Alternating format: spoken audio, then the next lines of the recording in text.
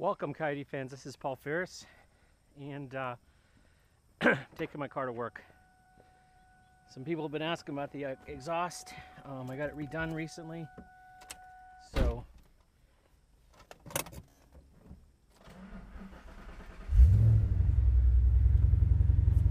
you could hear it. Hope you can hear me. My shifter setup's still temporary.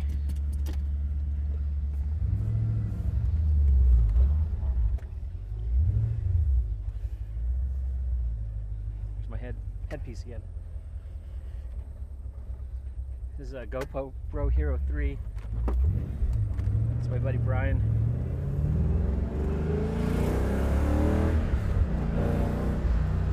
She's still a little cold, and I think that whine you hear under the hood is not a supercharger. I suspect that my power steering pump is possibly on its last legs. Been that way possibly for about the past 10,000 miles. It's made a little bit of a buzz, but I suspect I'm about to lose it, so oh well. It was a good 180,000 miles there, so 176,000 miles.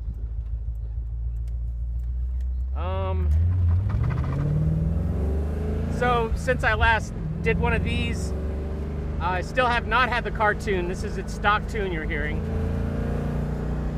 Mostly stock components. The stock shorties and the stock intake box are on the car, and I will have a tune.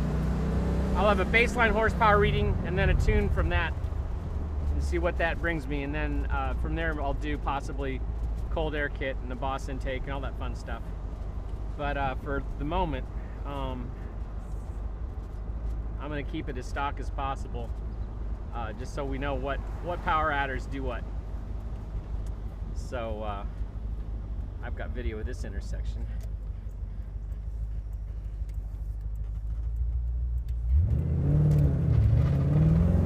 Let's get on it.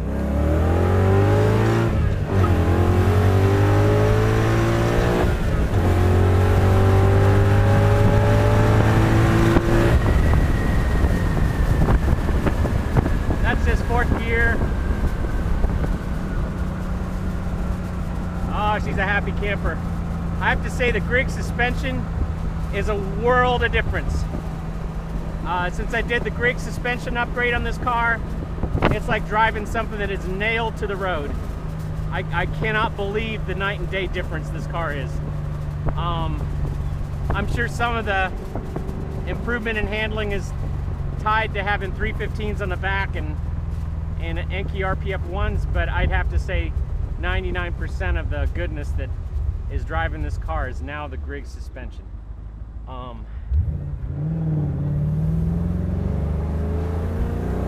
Let's get on it again.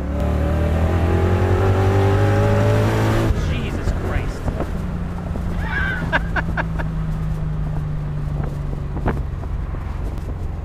It does lend itself to some abuses.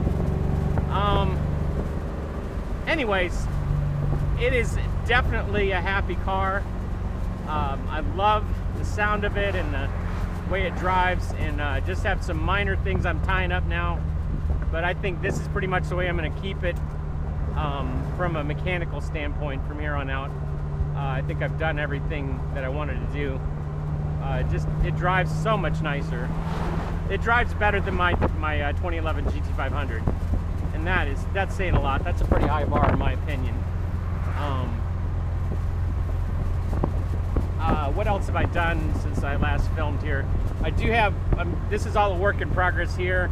I got my gauges remounted. I've got my head unit in an unnatural position for a new edge. I'm going to document all that for you in case you're completely nuts and want to do the head unit down there.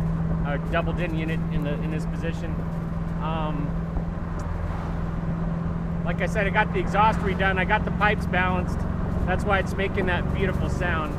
Let's put it down a couple of gears.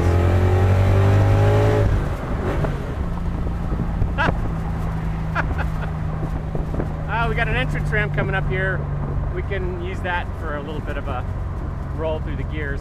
One of my problems is, you know, winding this thing up, first, second, and third, you're breaking the law for sure. So I try to limit that.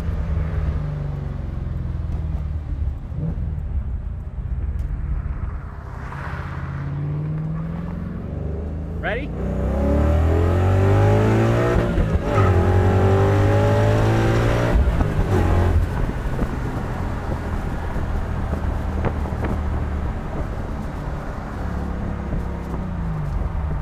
Got her back down to the speed limit.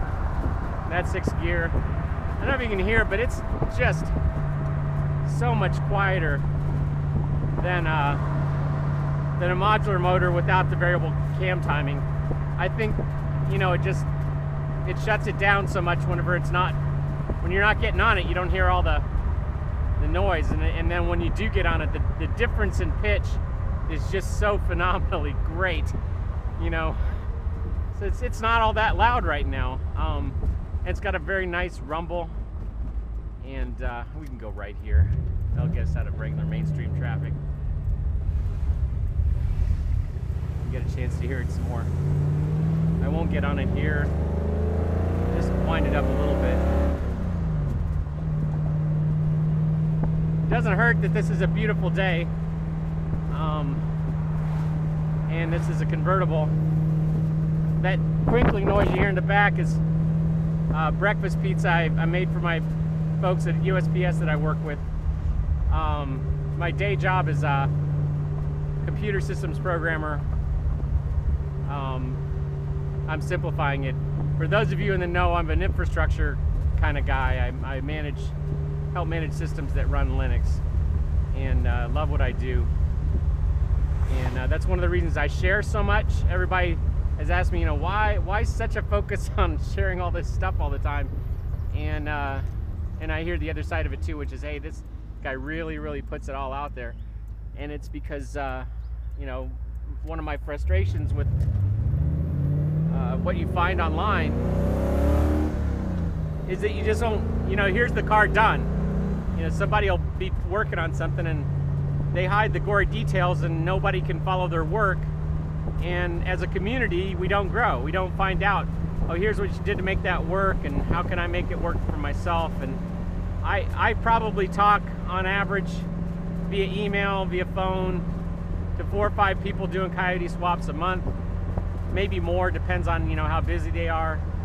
And I love it. I love sharing what I've learned, and I think that that's important. I don't think that we as a community are going to grow without that kind of sharing, and that's what's behind free software. If you've ever heard of Linux, is it's an entire operating system built with that mentality. So I love working with it. It's very high quality, and plus, if you ever get the urge, you can make your own kind of thing, and I like that. So anyways, those of you listening for the car, hope you're enjoying it. There's still some rough edges, as you can see, but man, some of it just I love that sound. It just has such a